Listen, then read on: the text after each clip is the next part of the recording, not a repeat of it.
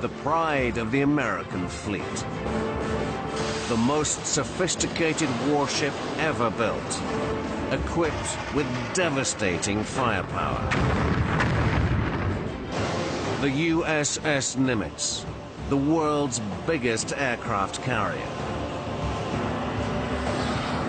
She owes her success to a century of innovation in shipbuilding.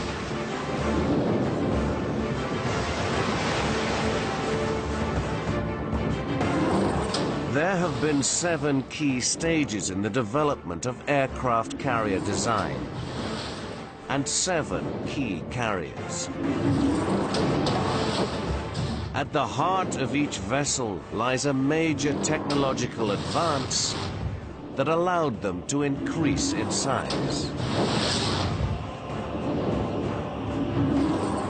One by one, traveling up the scale, we'll reveal the thinking behind each breakthrough. 7 ingenious leaps from big to bigger into the world's biggest.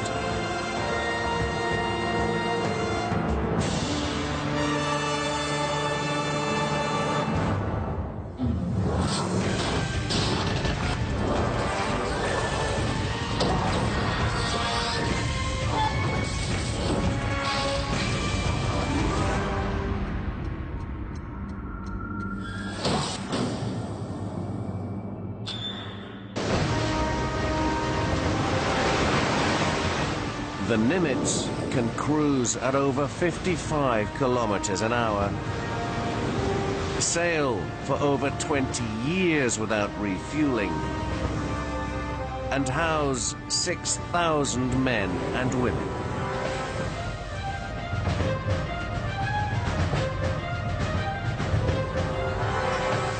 She can detect threats over 500 kilometers away and launch a supersonic fighter every 20 seconds to intercept them.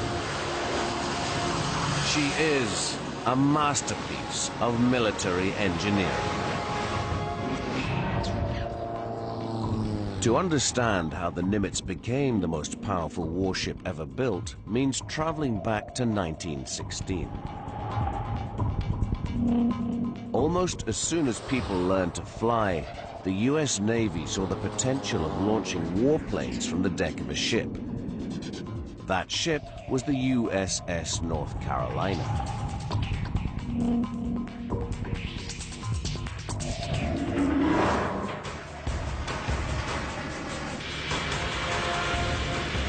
Reaching takeoff speed requires a long runway.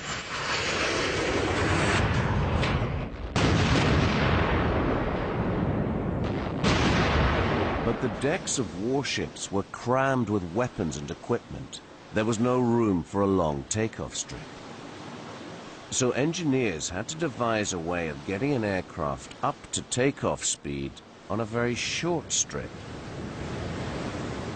The fundamental problem is down to a basic law of physics. If you want to launch a large mass in a short space of time or distance, you've got to give it a lot of stored energy very rapidly. This is the basic kind of technology that's been known for thousands of years, the slingshot. I store the energy by stretching the elastic. I put my aircraft in it, store the energy, let go, and it flies wonderfully. But of course, this isn't a real aircraft with a real pilot. The challenges of making it work in the real world are much more significant. The solution came from the fathers of aviation, Wilbur and Orville Wright. In 1903, they made the first powered flight and went on to develop their own launcher, a catapult. Their design consisted of a 6-meter-high wooden tower. This held a weight suspended from a rope. As the weight dropped, the rope pulled the plane along a rail until it reached takeoff speed.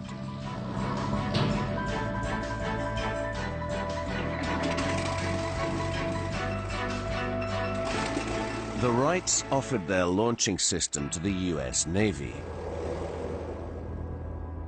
But dropping a heavy weight on the deck of a warship was not such a good idea. The Navy went back to the drawing board. So they came up with a better idea. Another form of stored energy on board was compressed air, installed in warships for things like launching torpedoes and so on. Compressed air can be released and give thrust. So in a simple way, we can use compressed air to release an aircraft from a warship. In 1916, the US military tried out the idea on the battle cruiser USS North Carolina. Engineers built a 30-meter steel track at the stern of the ship.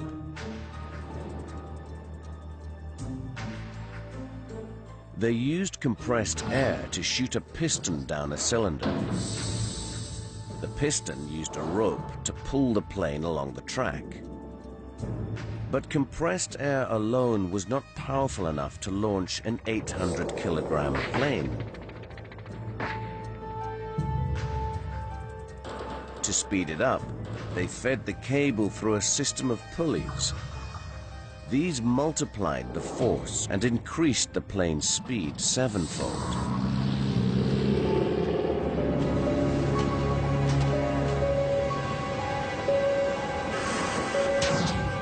The system took years of trial and error to perfect.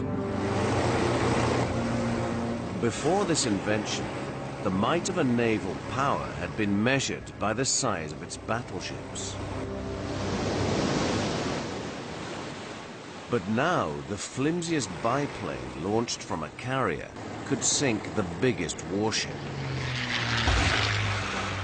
The aircraft carrier had come of age.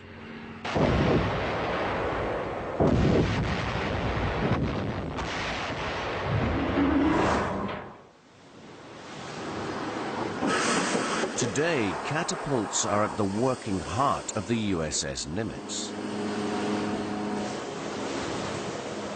Without the catapults, we have no other means of getting the aircraft off to do their missions. It's basically just a giant slingshot. It's the task of the shooter to tune the catapult to launch aircraft of different sizes. As a shooter, my job is to take the weight of the aircraft and the wind that we actually have over the deck and use that to determine a setting that we put into our catapult system to shoot it off the front. Lieutenant Kozlowski adjusts her catapult to launch a series of F-18 fighters. Each catapult has enough muscle to throw a Land Rover a kilometer. The secret of its power lies hidden beneath the deck. Instead of complicated pulleys and wires, the Nimitz has a pair of cylinders slung below its runway. Inside these cylinders are pistons. The pistons connect the plane through slots at the top of each cylinder. They fill the cylinders with pressurized steam, which shoots the pistons and the plane forward.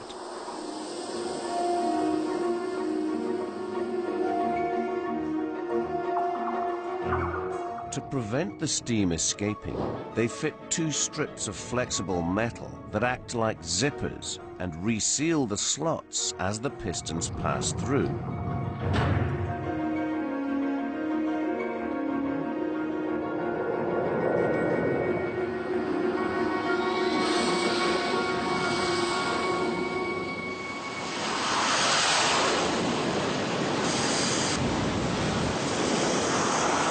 They'll salute us before we send them off the bow, telling us that they're ready to go. And then we'll hit the fire button.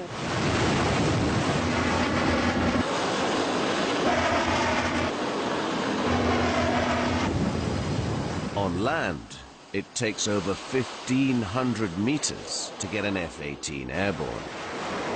But the steam catapult does it in less than 100.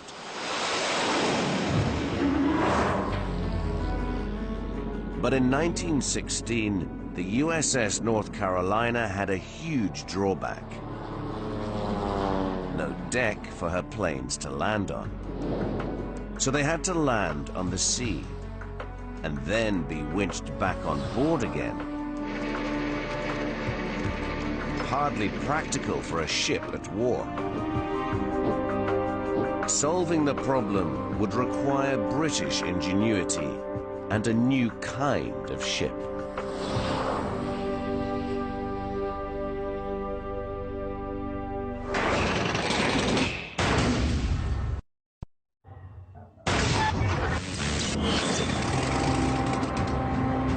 In August 1917, Royal Navy pilot Edwin Dunning attempted the first landing on a moving ship. The obstacles he had to negotiate included the ship's central bridge and funnel, known as the superstructure. In a truly audacious move, Commander Dunning swooped sideways in front of them and landed on the front deck. 5 days later, he tried to repeat his trick, but as he touched down, the engine stalled and he lost control of the plane. The deck crew tried to grab the powerless aircraft, but strong winds blew it over the side. Dunning was knocked unconscious and drowned in his cockpit. Commander Edwin Dunning proved that a deck landing was possible, but it had cost him his life. Making the deck safe for landing would mean redesigning the ship's superstructure, the obstacle that had blighted Dunning's approach. One proposed solution was to split the superstructure into two parts, moving them either side of the flight deck. But the gap between the two blocks was hardly wide enough to allow a plane to land, and the designers feared this would unnerve their pilots. They considered removing one of the blocks. Not such a good idea. The Royal Navy searched for a way to offset the weight of the block they now called the island, to correct the ship's balance. They tried filling the port fuel tanks whilst leaving the starboard tanks half empty. But as she began to run out of fuel, the ship started to list again.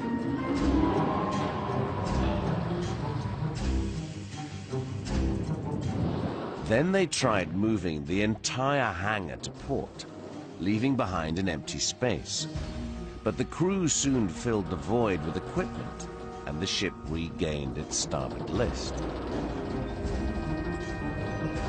Finally, they decided to physically extend the hull outwards on the port side and shifted the heavy machinery to balance the boat. After 2 decades of trial and error, the Royal Navy now had a truly revolutionary design.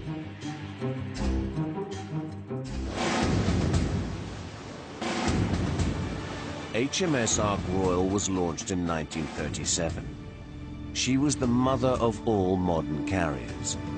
Her island sat on her starboard side, making space for a long, clear flight deck. Her layout provided the template for every carrier to come, including today's Nimitz. The flight deck of the Nimitz has been called the most dangerous workplace on Earth. Here, the deck crew must dodge wings, blades, and jets as they fuel, arm, and park the multi-million-dollar warplanes. Turning starboard, heel to port. Watch your moves, watch your step. Engineers mirror the layout of the flight deck in miniature to keep track of the comings and goings of each aircraft. On L1, 404.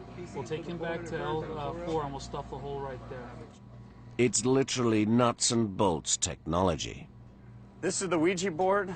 This is a miniature version of the flight deck, and these little plastic pieces that we have here keep track of aircraft that we actually have out on deck.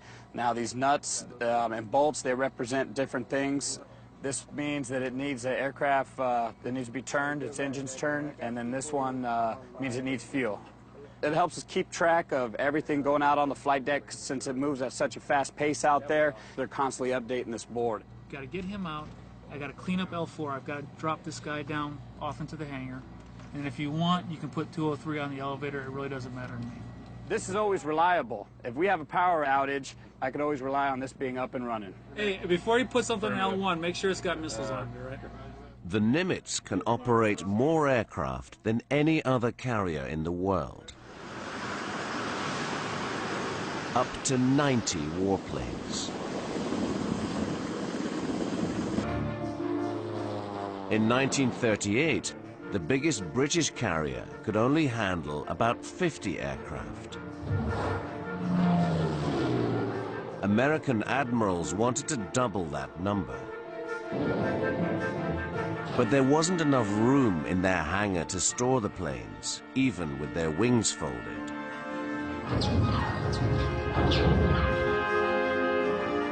So the deck had to take the overspill.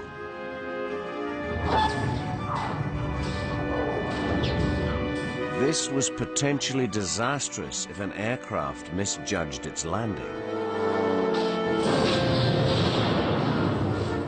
To solve the problem, the US Navy had to look to the past for inspiration.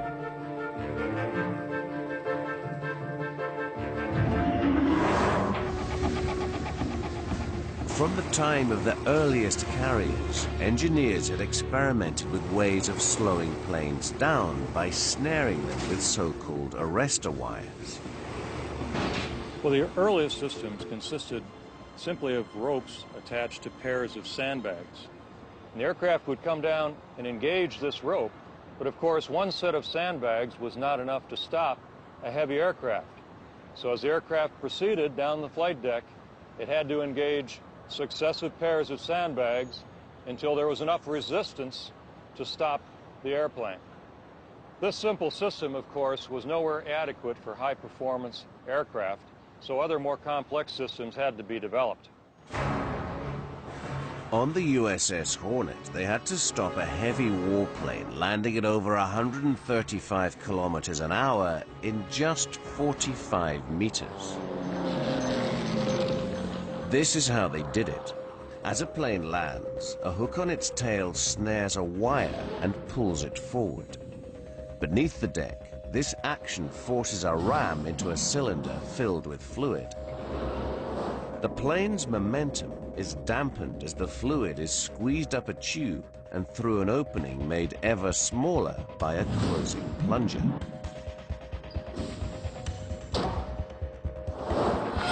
An elegant idea, but in practice, snagging a single wire proved difficult for pilots to do. So the engineers lined up several wires, one behind the other, to increase the chances of a successful grab. But even this didn't guarantee success. During the Second World War, it was fair to characterize the landings as looking like a controlled crash. As the pilot approaches the back of the ship, he's going to fly his airplane into position just above the wires, and then he hopes that the airplane will drop right into the middle of those wires and pick up one of those 12 wires. If they didn't catch any of the wires, then they had 5 what they call Davis barriers that would engage the landing gear on the aircraft and stop it that way. Unfortunately, these Davis barriers normally would flip the airplane upside down, but it would definitely stop. Today, on the Nimitz, they use a similar arrestor wire system. But trapping the wire has become even more difficult. Jets hit the deck so fast that the pilot has precious little time to guide his plane onto the wire. It's so hard that pilots have to practice over 100 simulated landings before they're allowed to try the real thing. Now, landing on a carrier is a lot different than landing at a long airfield with 12,000 or even a 5,000 foot strip. This is what we call the dirty configuration. I've got my gear down, my flaps are full, my hook's down, ready to catch the wire. And there's no mistaking it. When you catch wire, it's a lot like a mild car crash. It throws you forward in the straps, and you definitely know that airplane's going to stop.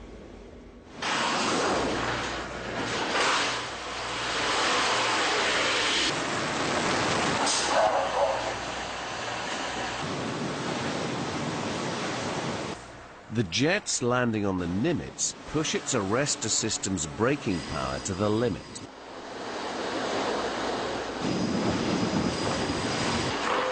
It has to bring an F-18 traveling at 225 kilometers an hour to a stop in just over 100 meters.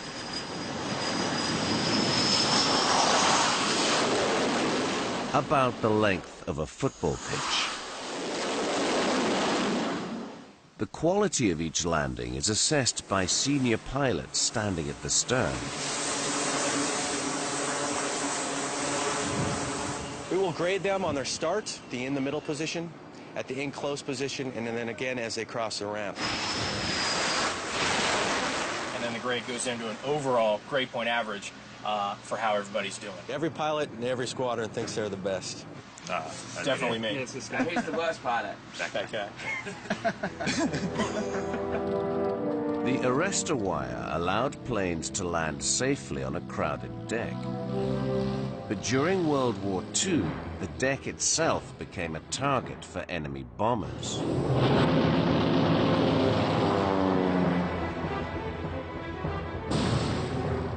Protecting the ship from bombs would demand a total rethink, and was to double the size of the aircraft carrier.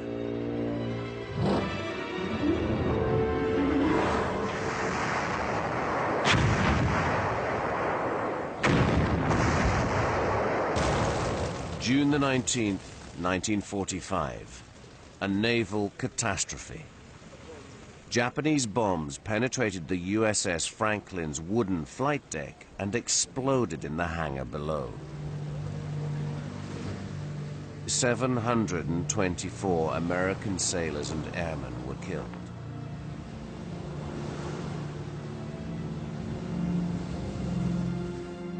The US Navy resolved never to allow this to happen again.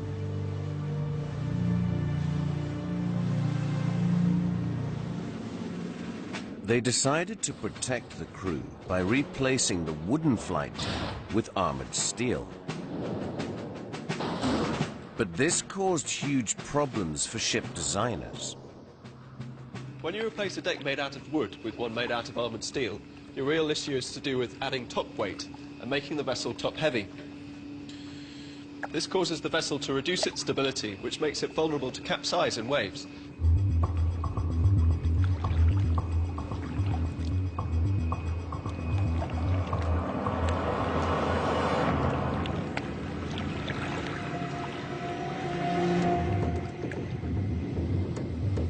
To make the ship more stable, the hull has to be made wider. But a wider hull meets more resistance than a thinner one and impedes the ship's movement through the water. To restore speed, they had to make the hull more streamlined. This made the ship longer, but also heavier.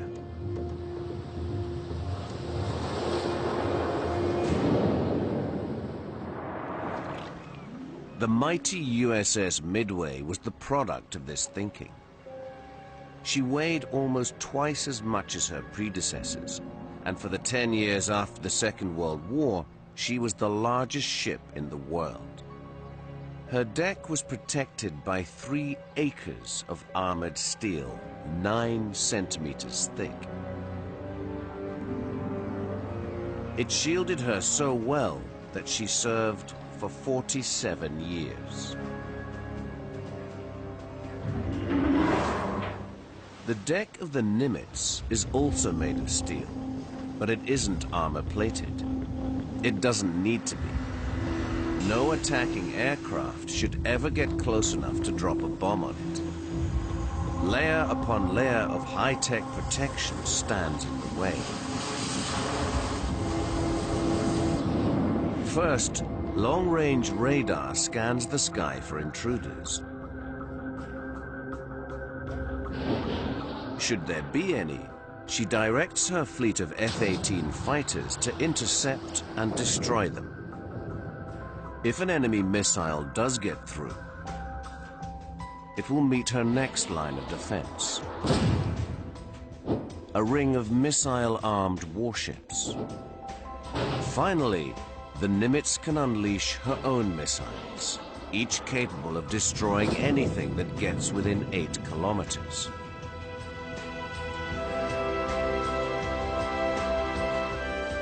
These defense systems are operated by the tactical team from a bunker deep within the Nimitz.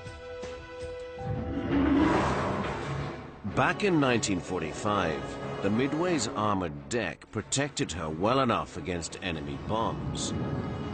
But her aircraft were outdated. In the 1950s, Navy commanders wanted jets on their carriers. But jets flew too fast to land safely. It would take 10 years and one inspired Royal Navy pilot before the next breakthrough could be made.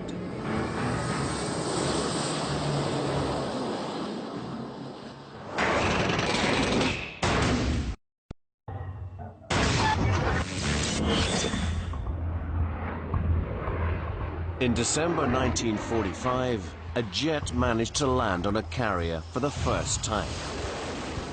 It was an extraordinary feat of flying by Eric Winkle Brown, the Royal Navy's top test pilot. But it was a one-off. That aircraft there is the aircraft that Winkle Brown landed in December 1945 and made carrier aviation with jet power fundamental to any modern navy. It also identified that there were a batch of new problems to be resolved. The main problem was that fast jets also had to land fast. This left their pilots less time to find the correct angle of approach. If they came in too steep, the aircraft would hit the deck too hard. But if their approach was too shallow, they risked clipping the stern of the ship. Engineers discovered the optimum angle of approach for a safe landing was 3 degrees. But it was almost impossible for a pilot to get this right every time.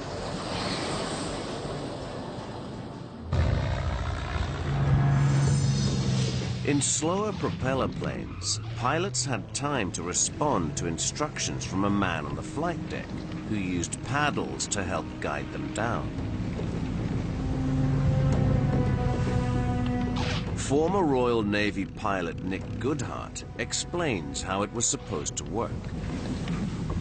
So we're curving in, and he thinks I'm a little bit too high, so he makes a signal. And I say, ah, yes, a little too high, and I throttle back just a little bit and descend a bit, and then he said, no, no, no, too low. And I open the throttle a bit, and sure enough, we're on a reasonably good landing track, and I get near the round down, and just as I'm coming over the round down, he makes the signal cut. And I chop my throttle, and we descend gracefully onto the deck, and everybody's happy. At least that was the principle.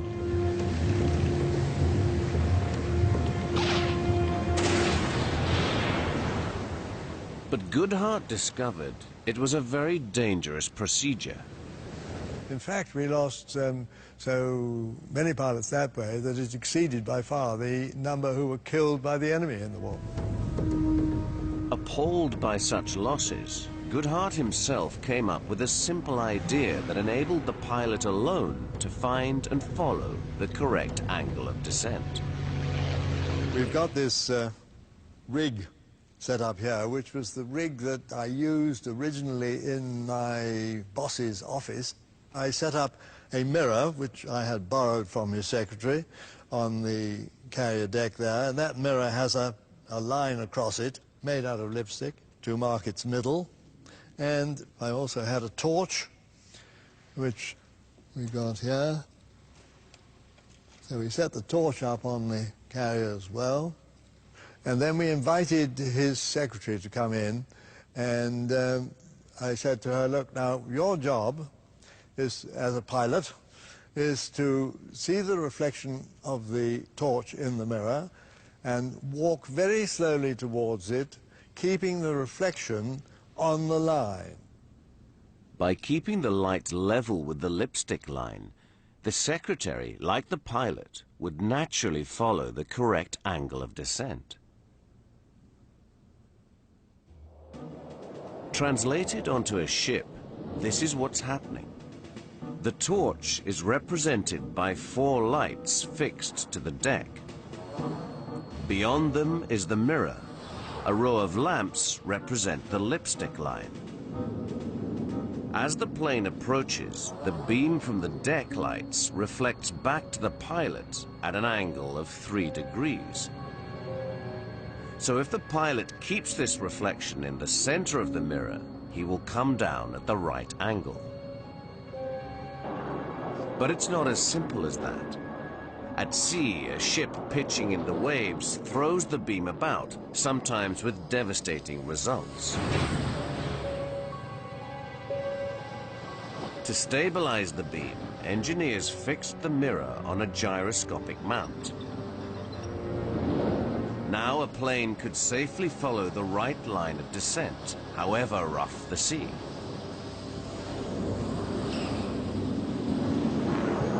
This British invention was so good that the American Navy immediately appropriated it. And in 1955, their brand new supercarrier, USS Forrestal, put the ingenious device into practice. It allowed a whole new generation of supersonic fighters and nuclear-armed bombers to land on her decks safely.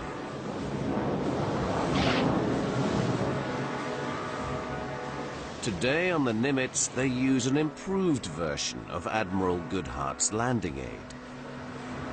Pilots call the central lamp in this row of lights the meatball. It is fitted with a special lens so that the approaching pilot can only see its light when he lines up his aircraft to come in at the correct angle. The system stands up well to the demands of modern warfare and its frequent night operations. On a clear night, pilots can see the meatball as far as 6 kilometers out. Even so, trainees are not allowed near a real plane without conducting 10 hours of simulator rides first. Now at night, or in bad weather behind the ship, the instrumentation is critical. Right now I'm at 1.9 nautical miles. At this point, I can't see the meatball at all. I'm relying solely on my instruments. Again, on dark nights like this, where it's really rough, a lot of illusions out there, hardly any depth perceptions. First step is to get in this aircraft below 250 knots. And then nights like tonight, it can be a real heavy workload. The pace quickens, you're getting a lot of wind gusts. So the whole way down, I'm making small trim adjustments until I get it stabilized. About 1.5 miles, I can start picking up the lights of the carrier box, which is the landing area.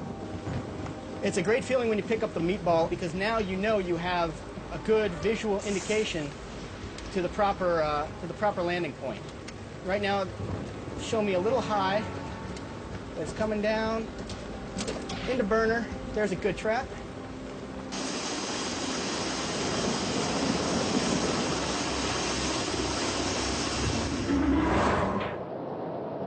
The mirror landing aid allowed the Forrestal to carry the world's fastest Navy bombers. But as a fighting ship, she had a severe limitation.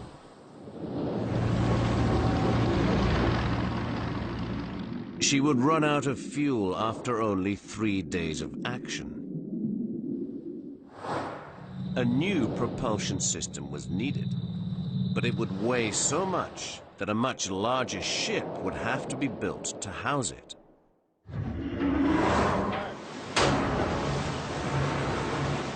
This is the start of a dangerous operation for any carrier, refueling at sea.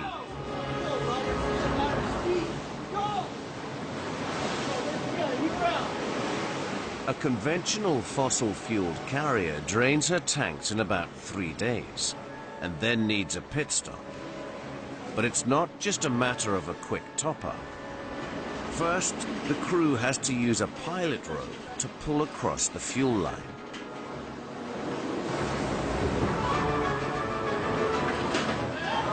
Then, once the line is connected, they transfer more than 2 million liters of fuel.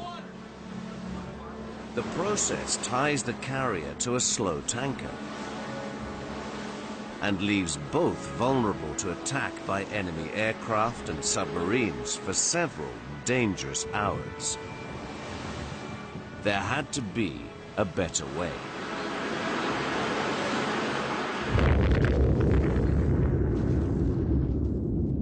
One solution: harness the colossal energy released by the splitting of an atom to produce nuclear power. Scientists discovered that firing particles at atoms of uranium loosens the bonds that hold their tiny components together. A chain reaction in a nuclear power plant in the bowels of the ship triggers a massive release of energy in the form of heat. This heat can then be used to generate steam.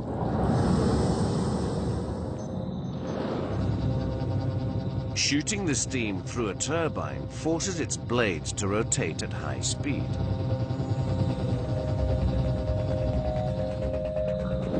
And transmitting this movement through a set of gears generates enough turning power to spin an enormous shaft attached to a propeller.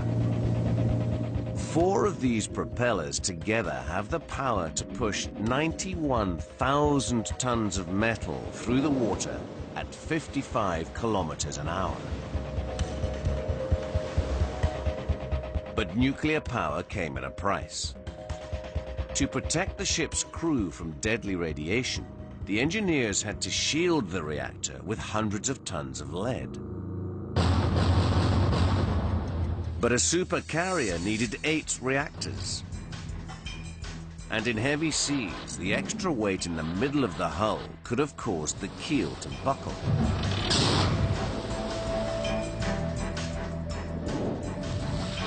So they strengthened the keel with a honeycomb structure of steel cells.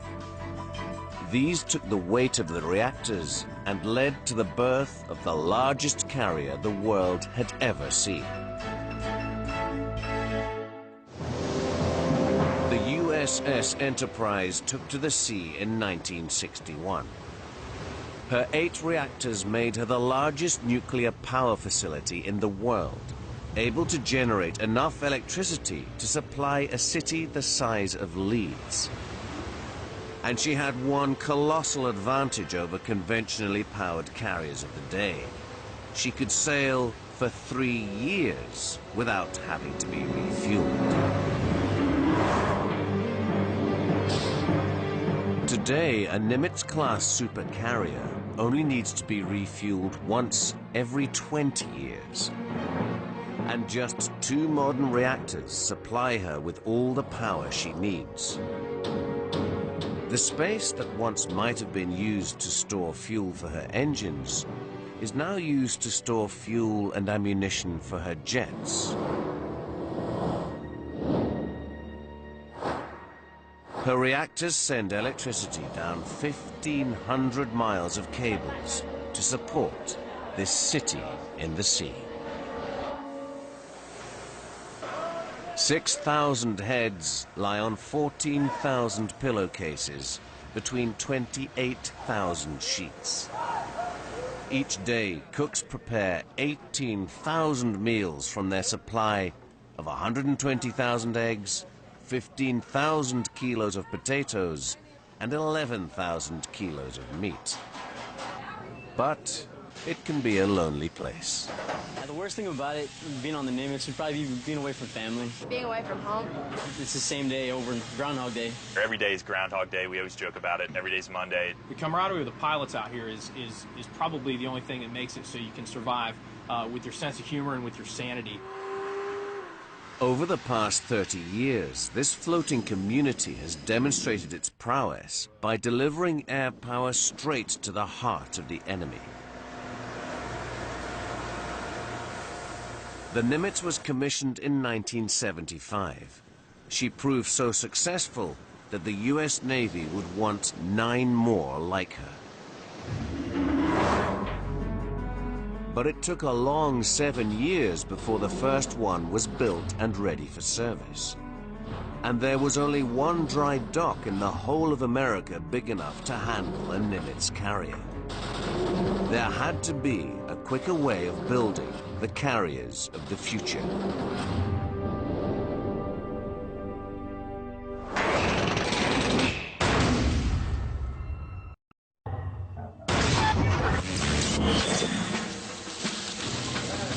Until 1981, the U.S. Navy constructed their carriers like office blocks, building from the bottom up. Each one contained enough cable to stretch from London to Moscow, used 45,000 tons of steel, and needed an army of workers.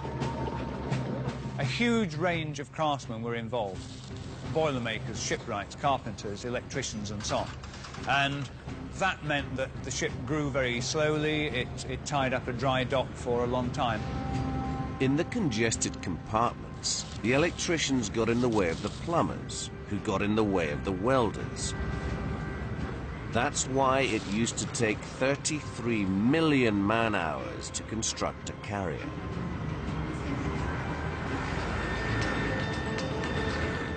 Today, they build Nimitz carriers on the dockside, section by section, and then weld the pieces together afterwards.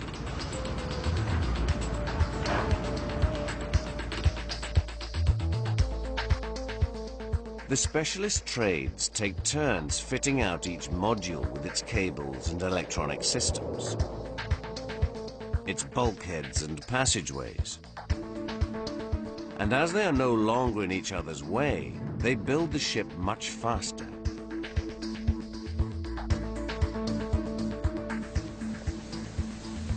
A job that once took 3 hours to do in a traditional yard now takes just 1 using the new modular method.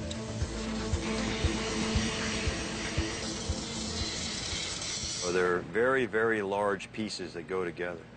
The improvements in computer design, the ability to reduce the number of pieces that go together, it's going to be a heck of a lot more efficient.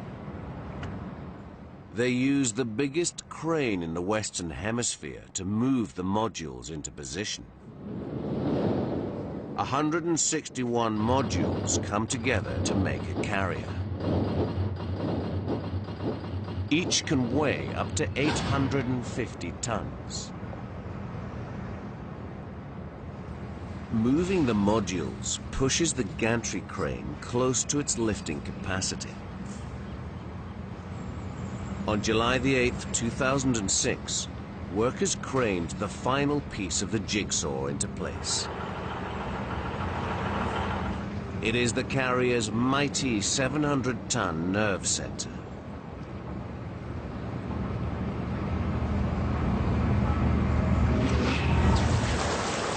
Finally, after 3 years of construction, the shipbuilders flood the huge dry dock. Mission accomplished. The latest and last of the Nimitz class of carriers takes to the water. So far, the Nimitz carriers have given over 30 years of service. They remain unchallenged as the biggest and most advanced warships in the world. That is, until someone builds a bigger one.